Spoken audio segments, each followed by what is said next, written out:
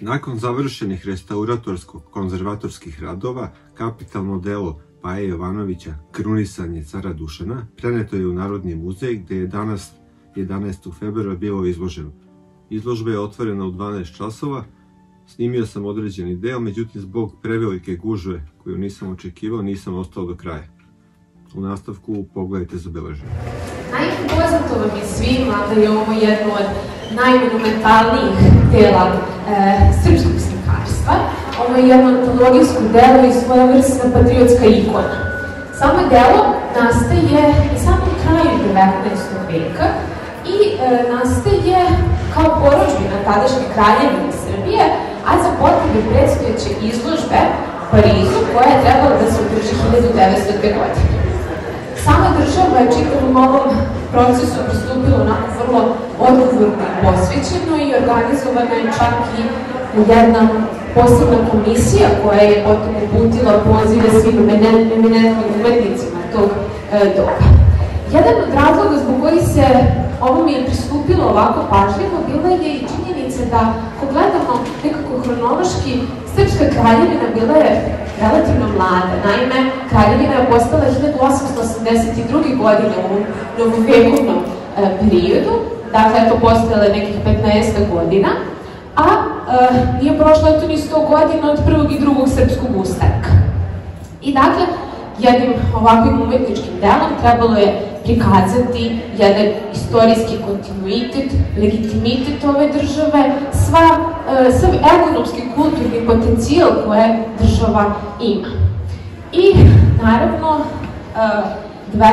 vek je vreme jednih snažnih nacionalnih ideja, buđenja takvih ideja i samim tim i onda imamo i prisustvo velikih istorijskih kompozicija koje se u ovom periodu javljaju, pa pored recimo ove slike Paje Jovanovića, na našoj stalnoj postavci možete vidjeti i druge kompozicije istorijske koje su bile inspirisane različitim istorijskim događajima, a ono što nisam pomenula takođe je važno jeste da je ova novovekovna srpska država svoje pravo i ideje u stvari temeljila na idejama i u stvari nasleđivala je srpsko srednjevekovno carstvo. Tako da je taj srednjevekovni moment veoma prisutan.